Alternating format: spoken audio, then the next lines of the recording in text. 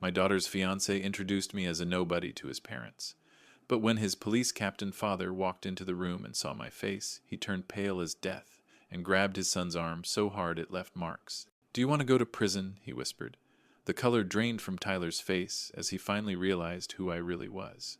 Before we continue, please subscribe to the channel and let us know where you're listening from in the comments below. The October morning light filtered through the blinds of my home office in Elmhurst, casting long shadows across the mahogany desk that had served me through 35 years of legal battles.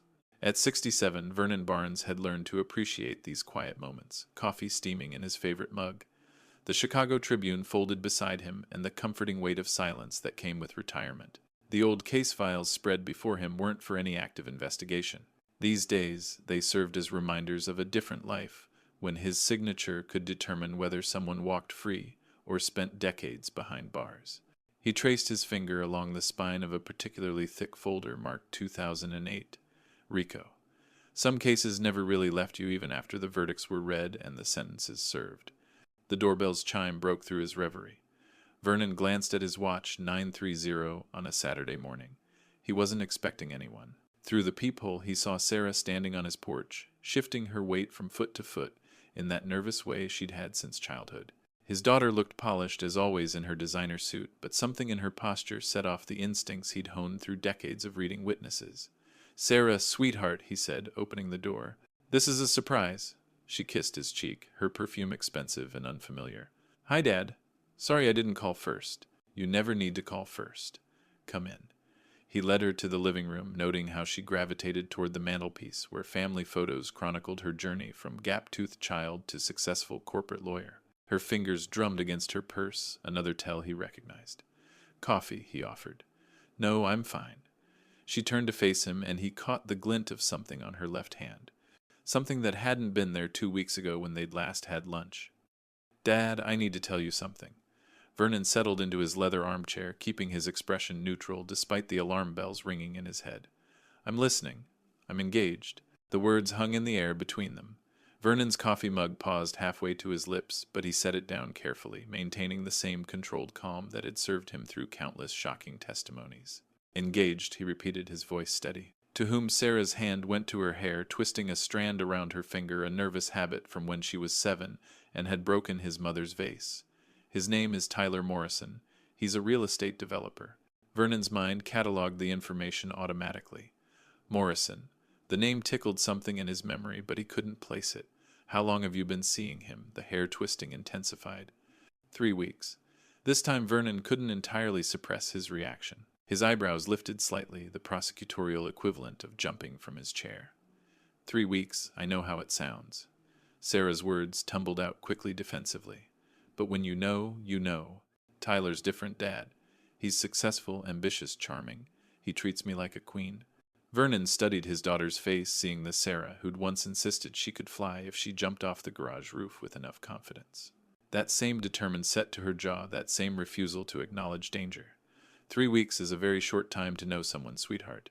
You married Mom after 4 months. We dated for 4 months. We knew each other for 2 years before that. He kept his tone gentle, non-confrontational. "Tell me about Tyler. What kind of real estate development?" Sarah's eyes shifted slightly, another tell. "Various projects. Commercial, residential. He's very successful." Vague. In Vernon's experience, truly successful people could describe their work precisely. "Where did you meet?" "At a networking event downtown. He approached me at the bar, made me laugh." A genuine smile crossed her face. "He was so confident, Dad. Not arrogant, just sure of himself." Vernon nodded, filing away each detail. "I'd like to meet him." "Of course. Actually, that's partly why I'm here." Sarah's relief was palpable. "Tyler made reservations for Monday night at the Capitol Grill. 7 o'clock. He really wants to meet you. The Capitol Grill. Expensive, showy, the kind of place people chose when they wanted to impress or intimidate. Vernon had seen plenty of both in his career. "I'll be there." Sarah moved toward him then, and he saw the 3-carat diamond clearly for the first time. Too large, too flashy, the kind of ring that announced wealth rather than taste. Another red flag to add to his growing collection. "You'll like him, Dad," she said, squeezing his hand. "Just give him a chance. I always give people a chance," Vernon replied, returning the squeeze. After Sarah left, Vernon returned to his office. He pulled out a fresh legal pad and wrote a single name at the top, Tyler Morrison. Below it, he began listing his observations. 3 weeks, vague about work, expensive restaurant, flashy ring, Morrison. Why did that name feel important? Vernon turned to his computer fingers, hovering over the keyboard. Then he stopped. No, he'd promised Sarah a chance. He'd meet this Tyler Morrison, first let the man reveal himself. But as Vernon closed the case file from 2008, he couldn't shake the feeling that the past had a way of reaching into the present when you least expected it. The Capitol Grill hummed with Monday evening energy silverware clinking against bone china, muted conversations about mergers and market fluctuations, the soft jazz that whispered wealth and discretion. Vernon arrived 15 minutes early, a habit from his prosecutorial days, when controlling the environment could mean the difference between truth and carefully rehearsed fiction. The maitre d' recognized him, though Vernon couldn't recall from where. "Mr. Barnes, your table is ready. The corner booth you requested. Perfect sightlines to the entrance back. Protected multiple exit routes, visible old instincts died hard." Vernon settled into the leather banquette, ordering a water with lemon while he waited. The Macallan on the top shelf called to him, but tonight required complete clarity. At 710, Sarah appeared in the doorway, her navy dress professional yet elegant. Beside her stood Tyler Morrison, and Vernon's first thought was that the man looked like he'd been ordered from a catalog titled Successful Young Executive. Charcoal suit that probably cost more than most people's monthly mortgage, perfectly styled dark hair, and a smile that seemed to have been practiced in a mirror. Tyler walked with the kind of confidence that came from never having been truly challenged, his hand possessively on Sarah's lower back as he surveyed the restaurant like a general reviewing troops. "Sorry we're late," Sarah said as they approached, though her eyes said the delay hadn't been her choice. Traffic was horrible. Vernon stood extending his hand. "Not a problem. You must be Tyler." Tyler's handshake was exactly what Vernon expected, too firm, held too long, designed to establish dominance. "Mr. Barnes, Sarah's told me so much about you. All good, I hope." "Oh, absolutely." Tyler's smile widened, but it didn't reach his eyes. "She says you're enjoying retirement. Must be nice, all that free time. No pressure, no responsibilities." First blood delivered with a casual tone that suggested Tyler didn't even realize he'd drawn his weapon. Vernon simply nodded, filing the insult away like evidence. They settled into their seats, Tyler making a show of helping Sarah with her chair, while simultaneously signaling the waiter with an imperious gesture that belonged in a different century. "The 98 Chateau Margaux," Tyler announced, without consulting the wine list. "And we'll start with the Shellfish Tower." The waiter's eyebrows lifted slightly. That wine ran $800 a bottle. Tyler didn't seem to notice or care, already moving on to the menu with the air of someone for whom price was irrelevant. "The Wagyu ribeye for me, medium rare with the truffle butter." He glanced at Vernon's menu with barely concealed amusement. "The portions here are quite generous. Might be a bit much for someone your age. They have a nice fish selection if you're watching your cholesterol." "The salmon sounds perfect," Vernon replied evenly, though he'd been planning to order it anyway. Sarah shifted uncomfortably. "Dad's always been health conscious." "Smart man." Tyler's tone suggested the opposite. "When you're in your, late 60s, you have to start being careful. The body just can't handle what it used to. I bet you really feel it, especially after all those years sitting behind a desk." "I manage," Vernon said, watching Tyler carefully. The younger man was already on his second glass of wine, his voice carrying across their section with the volume of someone accustomed to dominating every space he entered. "So Tyler Vernon ventured," Sarah mentioned, "you're in real estate development." "What kind of projects?" Tyler waved his hand dismissively. "Oh, various ventures. Commercial, residential, some mixed-use developments. It's all about vision, really. Seeing potential where others see nothing." He paused, looking directly at Vernon. "Of course, that's the difference between our generations. We create value. Your generation just existed." Sarah's voice carried a warning. "What I'm just saying, your dad's lucky. He got to ride the easy wave. Pension benefits, the whole 9 yards. Now he gets to relax while people like us do the actual work of building the future." Vernon took a measured sip of water. "Which company do you work with?" "My own ventures, mostly. Some partnerships here and there." Tyler's answer was smoke and mirrors, the kind of vagueness that would have had Vernon's prosecutorial instincts screaming in court. "You wouldn't understand the complexity. When you're nobody in the business world, when you're just empty space, it's hard to grasp how modern development works." There it was. Nobody. Empty space. The words landed with calculated precision, and Vernon saw Sarah's knuckles whiten as she gripped her wine glass. I imagine it takes a certain type of person, Vernon observed, his tone perfectly neutral. Exactly, Tyler leaned back, expansive and loud. Someone with vision drive connections. Not someone just counting down days, reading newspapers, and pretending their glory days still matter. The waiter arrived with their entrees, providing a momentary respite. Tyler's $85 ribeye dominated his plate, while Vernon's salmon looked modest in comparison. Now that Tyler announced cutting into his steak with theatrical precision is a meal for someone who actually matters. No offense, Mr. Barnes, but when you're nobody special, I guess fish is exciting enough. Vernon set down his fork carefully, the same way he used to set down a case file when he'd heard enough. Sarah, would you mind stepping outside with me for a moment? Tyler's laughter was sharp and dismissive. Running away already, can't handle a real conversation with someone who actually contributes to society. Vernon stood slowly, deliberately, his eyes never leaving his daughter's face. Sarah. She was already reaching for her purse, her face flushed with embarrassment and something else, the beginning of realization. The October evening hit them like a physical presence as they pushed through the Capitol Grill's heavy doors. The temperature had dropped since Vernon arrived, and the wind carried the bite of approaching winter. The valet stand was busy, but Vernon guided Sarah away from the waiting area toward a quieter corner of the parking lot between a Mercedes and a Range Rover. The city sounds felt distant here, muffled traffic, a far-off siren, the ordinary soundtrack of a Chicago Monday night that seemed to mock the extraordinary tension between father and daughter. Sarah wrapped her arms around herself, whether from cold or defensiveness. Vernon couldn't tell. Under the harsh parking lot lights, she looked younger, more vulnerable, reminding him of the little girl who used to wait up for him during long trial night. Dad, what was that? Her voice shook with a mixture of anger and embarrassment. What are you doing? I'm trying to protect you. The words came out steadier than Vernon felt. That man in there just spent 40 minutes insulting me to my face, calling me nobody, empty space, irrelevant. He's nervous. Sarah's interruption was sharp, desperate. He's meeting my father for the first time. He had too much wine. He was trying to impress you. Impress me, Vernon couldn't keep the incredulity from his voice. By telling me I'm an old man counting down days, by suggesting I contributed nothing to society, you're twisting his words. I'm repeating them verbatim.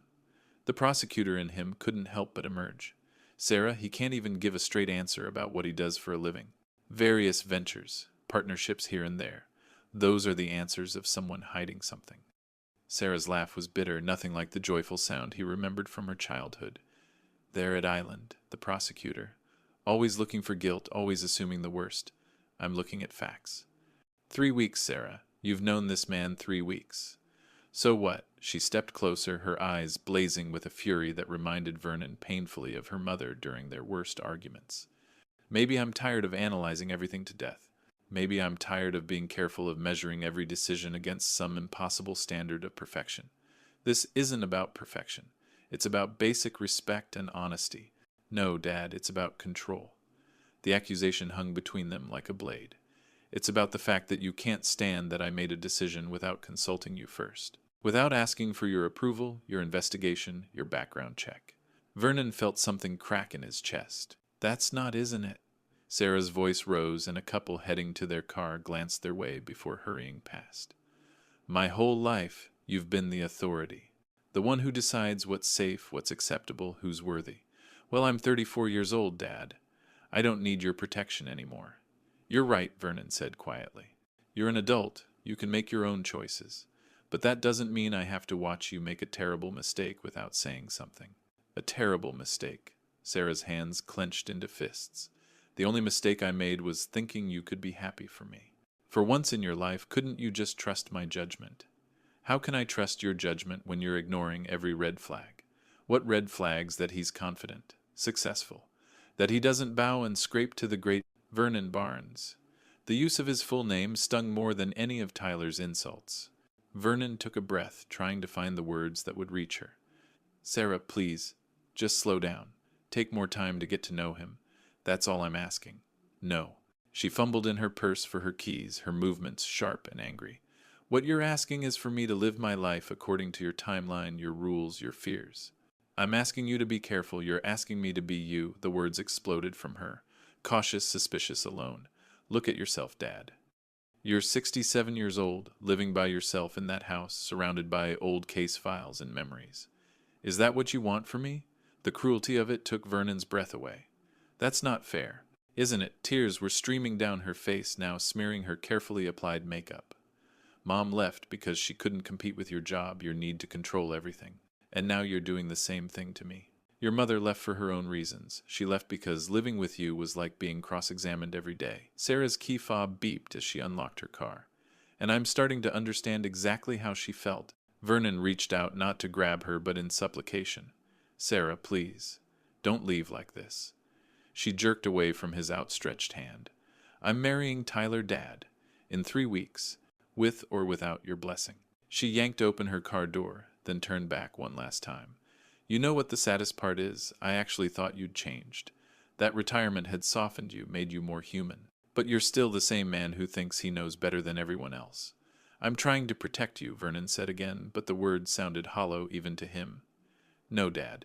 You're trying to control me, and I'm done being controlled. She slid into the driver's seat, slamming the door with a finality that echoed across the parking lot. Vernon stood frozen as her taillights disappeared into the Chicago traffic, leaving him alone under the harsh fluorescent lights. The wind picked up, cutting through his suit jacket, but he didn't move. Couldn't move. Behind him, the Capitol Grill continued its evening service. Through the windows, he could see Tyler still at their table, probably spinning the story of the overprotective father who couldn't let go. The wine would flow, the expensive steak would be consumed, and his daughter would return to comfort a man who had just spent an evening diminishing her father to nothing. Nobody. Empty space. Maybe Tyler Morrison had been more right than he knew. 2 weeks had passed since the parking lot confrontation, and Vernon Barnes had made exactly one attempt to contact his daughter. The letter sat on his desk for 3 days, before he mailed it, each word chosen with the precision he'd once reserved for closing arguments. Not an apology, he wouldn't apologize for caring. Not a plea, he wouldn't beg for forgiveness he didn't need. Just simple truth, Sarah, I love you. Whatever you decide, I'm here. Dad. No response came, but Vernon hadn't expected one. He knew his daughter's stubborn streak. Intimately, she'd inherited it from him after all. The days developed their own rhythm. Morning coffee at 6:30, newspaper at 7:00, a walk through the neighborhood at 8:00. Mrs. Chen from 2 houses down had stopped asking about Sarah after Vernon's polite but firm deflection. The retired life he'd been accused of wasting suddenly felt very empty indeed, though he'd never give Tyler Morrison the satisfaction of being right about that. It was during one of these carefully structured mornings that the name Morrison finally clicked into place. Vernon sat in his home office, October rain pattering against the windows, when his eyes fell on the banker's box, labeled 2008 to 2009, RICO cases. He'd been meaning to donate these files to the law library, but something had always held him back.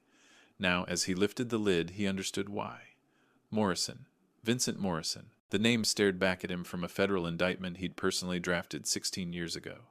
The Morrison crime family, not quite mafia, but ambitious enough to try. Real estate fraud, money laundering, construction, bid rigging. Vincent Morrison had been the youngest brother Tyler's age now, when Vernon had sent him away for 25 years. Vernon spread the files across his desk, his prosecutor's mind automatically connecting dots. Frank Morrison, the name appeared in witness testimony. The eldest brother, the one who'd become a cop, who'd testified against his own family when the evidence became undeniable. It had been one of the most dramatic moments in Vernon's career, a police captain choosing duty over blood. And Tyler Morrison Vernon found him in a footnote, Vincent's nephew, teenager at the time, mentioned only as a family member affected by the asset forfeiture. The boy who'd watched his uncle's empire crumble, who'd seen his family name become synonymous with corruption in Chicago. Now that boy was marrying Vernon's daughter. The phone rang on day 14, just as Vernon was reviewing the Morrison file for the dozenth time. Sarah's name on the caller ID made his heart skip in a way his cardiologist wouldn't approve of. Dad, her voice sounded smaller, uncertain. Hello, sweetheart. Vernon kept his tone neutral, warm, but not desperate.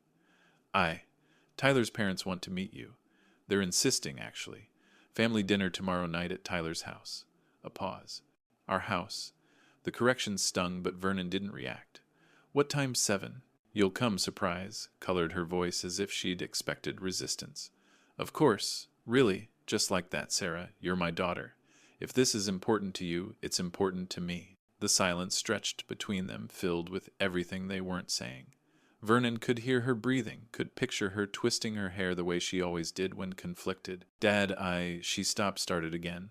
Tyler's father is Frank Morrison. He's a retired police captain. Vernon's eyes fell on the file before him, Frank Morrison's testimony transcript visible. I see. You might have crossed paths professionally. Chicago's not that big. It's possible. Vernon kept his voice carefully neutral, giving nothing away. Just, please be yourself tomorrow. Not the prosecutor. Just my dad. I'll do my best. After she hung up, Vernon sat in his quiet office, surrounded by the ghosts of old cases. Frank Morrison would recognize him immediately. They'd spent 3 weeks in the same courtroom during the trial. The question was whether Frank knew his son was marrying the prosecutor's daughter. Vernon stood and walked to his closet, selecting his charcoal suit, respectable but not intimidating. From the top shelf, he retrieved a bottle of 18-year-old scotch he'd been saving for a special occasion. Frank Morrison had been a bourbon man during the trial, but a good scotch was always appropriate for difficult conversations.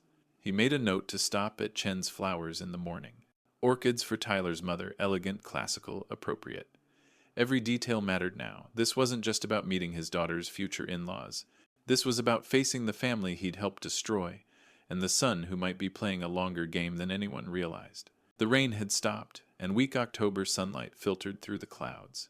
Vernon picked up the Morrison file one more time, then closed it deliberately. Tomorrow night, the past and present would collide in Tyler Morrison's expensive house.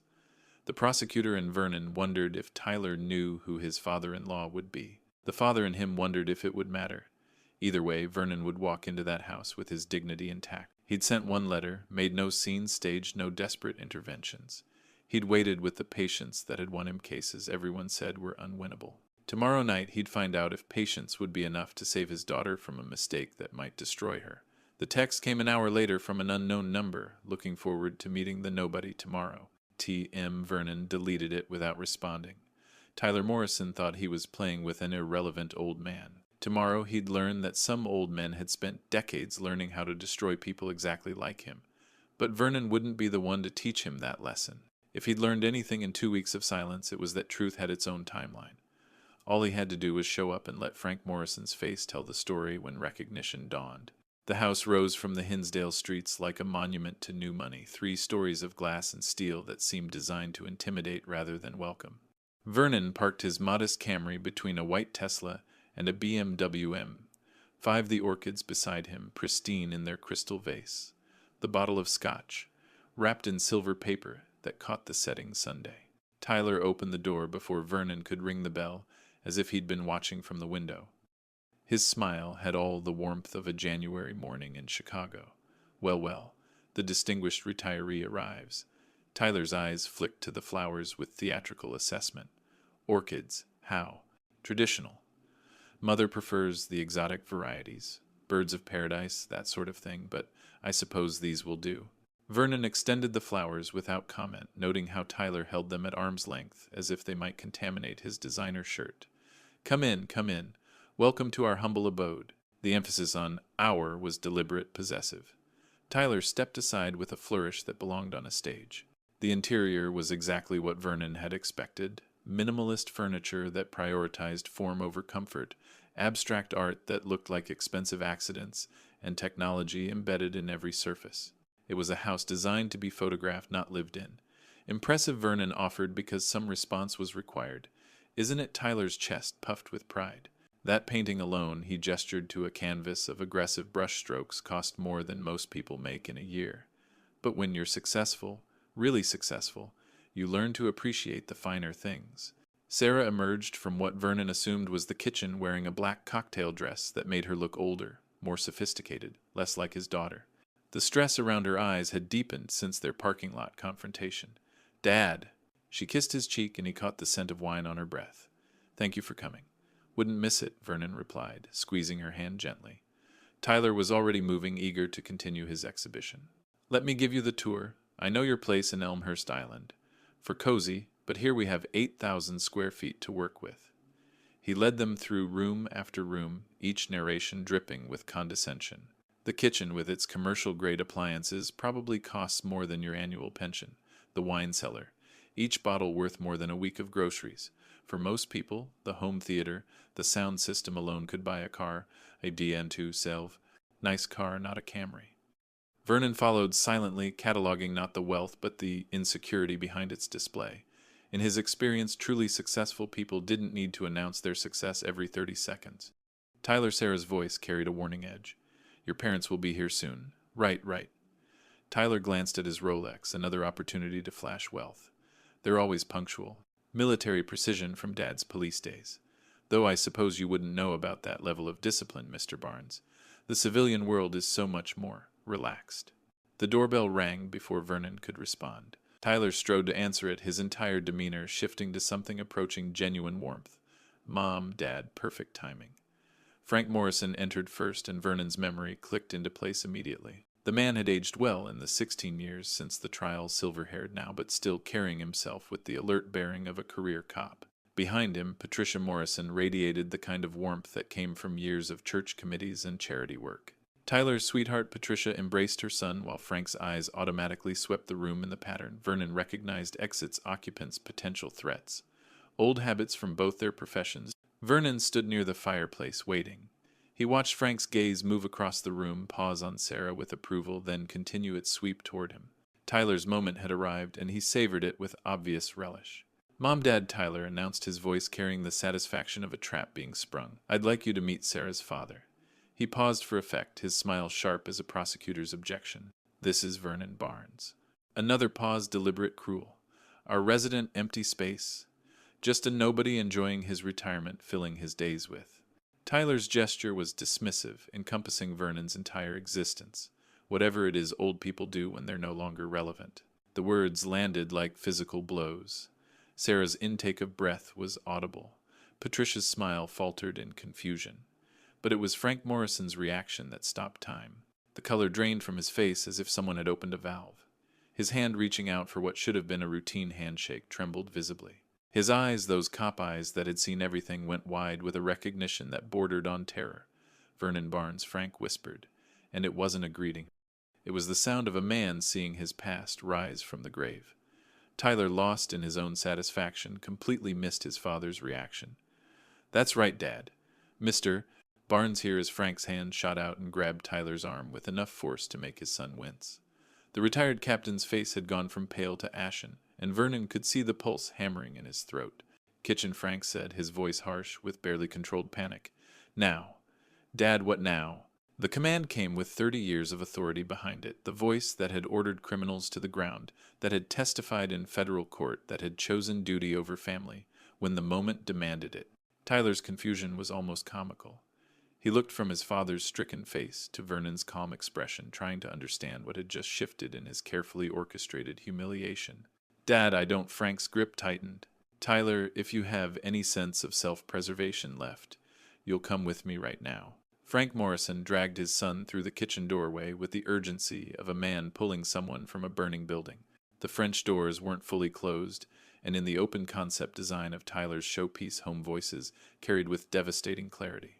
Vernon remained perfectly still by the fireplace, watching Patricia Morrison's confused expression, while Sarah stood frozen between them, her wine glass trembling slightly in her hand. Dad, what the hell? Tyler's voice from the kitchen, indignant and confused. Shut up. Just shut up and listen. Frank's words came in harsh whispers that might as well have been shouts. Do you know who that is? Do you have any idea who you just called empty space Sarah's father?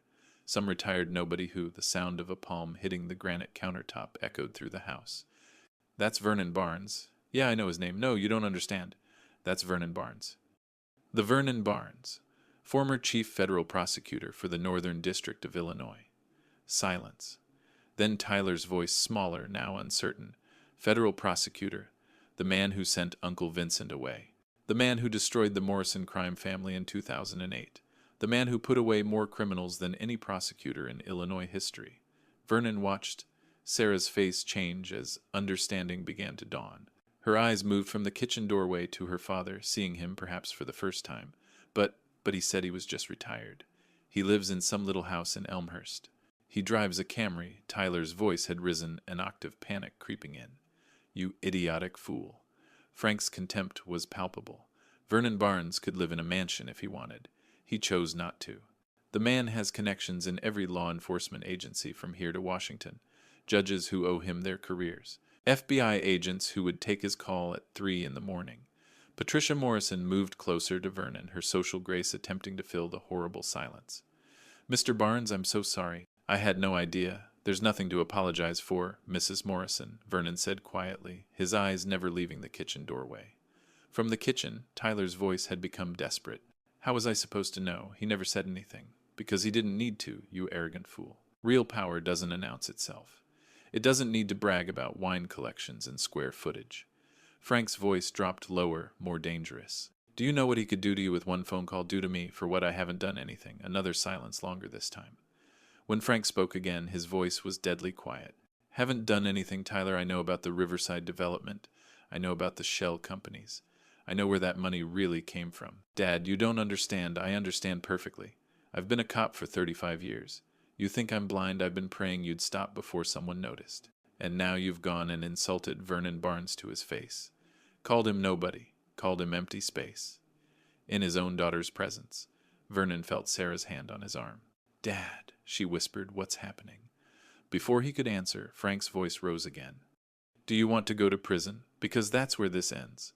Vernon Barnes doesn't forget faces, and he definitely doesn't forget insults. The man has a memory like a federal database. Prison, Dad, you're overreacting. Overreacting. Tyler, listen to me very carefully. Tomorrow morning, Vernon Barnes could make 3 phone calls. By lunch, the FBI would be at your door. By dinner, they'd have frozen every account you own. By the end of the week, you'd be in federal custody awaiting trial for crimes you definitely committed." The sound of footsteps, rapid and panicked. Tyler appeared in the doorway, his face the color of old paper. His carefully styled hair was disheveled where he'd run his hands through it. The confident real estate developer who'd tormented Vernon for weeks had vanished, replaced by a terrified child who'd just realized the magnitude of his mistake. "Mr. Barnes," Tyler stammered, his voice cracking. "Sir, I had no idea who you were. I'm so sorry." The things I said. Vernon turned slowly to face him, and Tyler actually took a step backward. "You knew exactly what you were saying, Mr. Morrison. You just didn't know to whom you were saying it." Frank emerged behind his son, his police captain's bearing intact, despite his obvious shame. "Vernon," he said, and there was history in that single word. "It's been a long time." 16 years, Vernon replied. "You testified for 3 days. Your testimony sent Vincent away for 25 years. It was the right thing to do," Frank said quietly. "He was my brother, but he was also a criminal."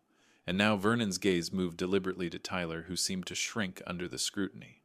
Frank's jaw tightened. "If my son has broken the law, he'll face the consequences. That's how it has to be." Tyler's legs seemed to give out. He grabbed the door frame for support. "Dad, you can't be serious, Mr. Barnes," Frank continued, ignoring his son's plea. "Whatever you decide to do, I won't interfere." Tyler made his choices. He chose to insult you, to disrespect you, to treat you as nothing. And if he's done what I suspect he's done with those developments— "No," Tyler whispered, his eyes wild with panic. "No, this isn't happening." Sarah stepped forward, her voice sharp with confusion and growing anger. "What developments? What are you all talking about?" Tyler looked at her with the expression of a drowning man, watching the last lifeboat sail away. "Sarah, baby, it's not what they're making it sound like." "Then what is it?" Her voice had gone cold, professional, the corporate lawyer Vernon had raised. "What exactly have you done, Tyler?" The room held its breath, waiting. Tyler's mouth opened and closed like a fish gasping for air. Then, with the wild desperation of a cornered animal, he bolted for the front door. Tyler made it 3 steps before Frank Morrison moved with the fluid efficiency of 35 years in law enforcement. The older man's hand caught his son's shoulder, spinning him around and pinning him against the Italian marble wall with a force that rattled the abstract painting Tyler had bragged about. "Running makes it worse," Frank said, his voice carrying the weight of every arrest he'd ever made. "It always makes it worse." "Let me go." Tyler struggled against his father's grip, but Frank had subdued men twice his son's size. "This is insane. I haven't done anything. Stop lying." Frank's voice was exhausted, defeated. "Just stop." Vernon watched from his position by the fireplace, maintaining the same calm he'd displayed throughout the evening. Sarah stood beside him, her face pale, her lawyer's mind clearly processing the implications of everything she'd just witnessed. "Tyler," she said, her voice cutting through his struggles like ice. "What did you do?" Tyler's eyes darted to her, desperate. "Baby, it's not they're exaggerating. Your father, he's trying to—" The Riverside development, Vernon interrupted his tone conversational, as if discussing the weather. 23 million in construction costs. Except the real cost was 11 million. The rest was washed through shell companies registered in Delaware. Classic money laundering, though not particularly creative. Tyler's face went from pale to gray. How do you, the Oakbrook project, Vernon continued. 16 million, same pattern. The Schaumburg mixed-use development. 18 million.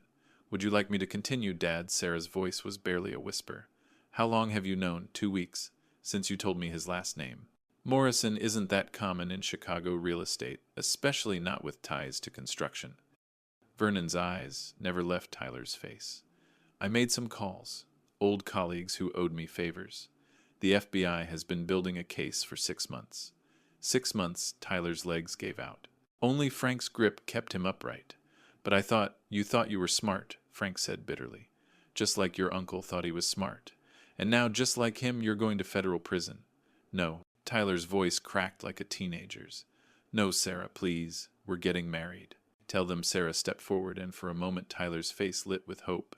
Then she pulled the 3-carat diamond ring from her finger, weighing it in her palm like evidence. This ring, she said, her voice steady despite the tears streaming down her face. Did you buy this with laundered money? Tyler's silence was answer enough. Sarah drew her arm back and threw the ring with enough force that it bounced off Tyler's chest before skittering across the marble floor, disappearing under his expensive leather sofa. You used me, she said, each word precise and cutting. You thought marrying a prosecutor's daughter would give you cover, make you look legitimate. That's not I love you. You love what you thought I represented. A naive woman you could manipulate, a father you could mock. Sarah's voice grew stronger. You called him nobody, called him empty space. The man who spent 35 years protecting the city, and you dismissed him like he was nothing. Vernon placed a gentle hand on his daughter's shoulder. She turned into his embrace, sobbing against his chest, like she hadn't done since she was 12 and her mother had left. Frank pulled out his phone with his free hand, his thumb moving across the screen with practiced efficiency. This is Captain Frank Morrison, retired badge number 4000. 827. I need patrol units at 1847 Maple Drive, Hinsdale. Federal suspect in custody. Dad, please. Tyler's desperation had reached a pitch that would have been pitiful if it weren't so deserved. You can't do this. I'm your son. And Vernon Barnes was the prosecutor who gave me the chance to do the right thing 16 years ago, Frank replied. I testified against my own brother because it was the law. You think I won't do the same for my son? The sirens were audible within minutes, Hinsdale's finest, responding to a captain's call, even a retired one. Through the floor-to-ceiling windows, Vernon watched 2 patrol cars pull into the circular driveway, their lights painting the mansion's facade in alternating red and blue. 2 officers entered, both young, both deferential to Frank despite his retirement. Captain Morrison officers. Frank's voice was professional, detached. Tyler Morrison suspected of money laundering and real estate fraud. Federal prosecutors have been building a case. He attempted to flee when confronted. The younger officer looked uncomfortable. Sir, this is I'm aware of who he is, Officer Martinez. Frank stepped back, releasing his grip on Tyler. Do your job. The Miranda rights sounded surreal in the expensive living room, bouncing off marble and glass. Tyler had stopped struggling, stopped pleading. He stood silent as the handcuffs clicked around his wrists, his eyes fixed on Sarah with a mixture of disbelief and betrayal, as if she were the one who had wronged him. Sarah, he tried one more time as the officers led him toward the door. Please. She lifted her head from Vernon's chest, her makeup ruined, her eyes red but clear. I choose my father, she said simply. I choose the man you called nobody. Because he's everything you'll never be, honest, honorable, and worthy of respect. The door closed behind them with a soft click that seemed to echo in the sudden silence. Through the windows they watched Tyler being placed in the back of the patrol car, his head bowed, his expensive suit wrinkled, his empire of fraud crumbling around him. Patricia Morrison, who had remained silent throughout the entire ordeal, finally spoke. Mr. Barnes, I'm so very sorry. For everything. The way Tyler treated you, what he's done. You have nothing to apologize for, Vernon said gently. Parents aren't responsible for the choices their adult children make. Frank stood at the window watching the patrol cars pull away with his son. He'll get 5 to 10 years minimum, maybe more depending on what the FBI has. It didn't have to end this way, Vernon said. Frank turned from the window, his face aged 10 years and 10 minutes. Yes, it did. The moment he decided to follow his uncle's path instead of mine. He extended his hand to Vernon. Thank you for giving Sarah the chance to see the truth before it was too late. Vernon shook the offered hand, feeling the weight of history. In the gesture, two men who had stood on opposite sides of a courtroom 16 years ago, brought together by children who had nearly repeated the sins of the past. The morning sun filtered through Vernon's kitchen windows, painting golden squares across the worn oak table where he and Sarah sat with steaming cups of coffee. She'd arrived at dawn still wearing yesterday's cocktail dress, her eyes puffy but clear. The expensive makeup was gone, and she looked more like his daughter than she had in months. I didn't sleep, she said, wrapping her hands around the mug for warmth. I kept thinking about everything you tried to tell me, everything I refused to see. Vernon reached across the table, covering her hand with his. You saw it when it mattered. Did I? Or did it take Tyler's complete meltdown for me to finally open my eyes? She laughed bitterly. 34 years old, a successful lawyer, and I couldn't see what was right in front of me. Love makes us blind sometimes, even prosecutors and lawyers. Sarah looked up at him, then really looked at him as if seeing him for the first time. All those years I thought I knew who you were. Dad who worked late, who missed recitals for trials, who Mom said cared more about justice than family. Your mother wasn't entirely wrong, Vernon admitted. I did let the work consume me, but it was never more important than you. I know that now. She turned her hand palm up, squeezing his fingers. When Tyler called you nobody called you empty space, I should have walked out right then. Instead, I defended him. You defended what you thought was love. Was it love, though, or was I just so desperate to prove I could make my own choices that I ignored every warning sign? She pulled her hand back, wrapping it around her mug again. 3 weeks, Dad. I was going to marry someone I'd known for 3 weeks. Vernon stood moving to the coffee maker to refill both their cups. Through the window, he could see Mrs. Chen, in her garden, already tending to her roses, despite the early hour. Normal life continuing its rhythm. Frank Morrison called this morning, he said, settling back into his chair. Tyler's being transferred to federal custody. He's looking at 8 to 12 years. Sarah nodded slowly. Frank chose the law over his son, just like he did with his brother 16 years ago. Sometimes that's what real love looks like, choosing what's right over what's easy. Is that what you were doing when you tried to warn me I was being a father? Nothing more, nothing less. They sat in comfortable silence for a moment, the kind they hadn't shared in years. The grandfather clock in the hallway chimed 7 its steady rhythm, a reminder that time moved forward, always forward. Dad, Sarah said, finally, tell me about the Morrison case, the real story. So Vernon told her about Vincent Morrison's empire built on fraud and intimidation, about Frank Morrison's agonizing decision to testify against his own brother, about the 3-week trial that had divided a family but saved a city from deeper corruption. And Tyler knew, she asked, when he finished. He knew you were the prosecutor, I don't think so. Not until last night. But he knew what his family had been, what that name meant in certain circles. Vernon paused, choosing his words carefully. I think he was trying to rebuild what was lost, to prove the Morrisons could still be powerful. Instead, he proved they hadn't learned anything. Frank learned, Vernon corrected gently. Frank chose differently. That took real courage. Sarah stood walking to the window. The morning light caught her hair, reminding Vernon of all the mornings he'd watched her leave for school, for college, for her life. I'm taking a leave from the firm, she announced. I need to figure out who I am when I'm not trying to prove something to someone. That sounds wise. She turned back to him, a small smile playing at her lips. Maybe I get that from my father. The real one, not the nobody Tyler thought he was meeting. You know what real power looks like now, Vernon said. It doesn't announce itself. It doesn't need to humiliate others or display wealth. Real power is patient. It waits. It protects what matters. It also forgives, Sarah added, moving back to embrace him. Thank you for forgiving me, Dad. For waiting for me to see the truth. Vernon held his daughter close, feeling the weight of the past weeks dissolve. Outside, the neighborhood was waking up cars, starting dogs, barking life, continuing its endless cycle. But inside this kitchen, in this moment, a father and daughter had found their way back to each other. So Sarah said, pulling back with a watery smile, Thanksgiving is coming up. Think we could try again. Just us. No surprise fiancés. I'd like that, Vernon said. I'd like that very much. As Sarah gathered her things to leave, she paused at the door. Dad, you were never empty space. You were never nobody. You were everything, even when I couldn't see it. The door closed softly behind her, leaving Vernon alone with his coffee and his thoughts. But this time, the solitude didn't feel empty. It felt peaceful, earned complete. Through the window, he watched Sarah's car disappear down the street, knowing she'd be back. Some things, real things, true things, always came back. The October sun climbed higher, warming the kitchen, warming the world. Vernon Barnes sat at his table, a man who'd been called nobody and proved to be everything, and smiled. Justice, he'd learned, came in many forms. Sometimes it came in courtrooms and verdicts. Sometimes it came in parking lots and painful truths.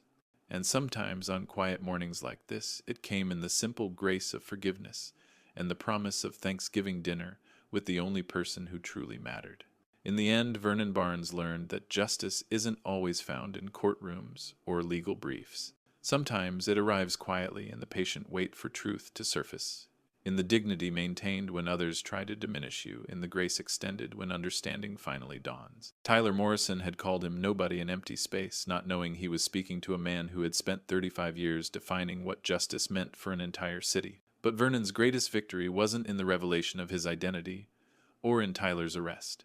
It was in that quiet morning conversation with his daughter, in her recognition that real power whispers, while insecurity shouts that true strength lies not in wealth or intimidation, but in integrity held firm through every storm.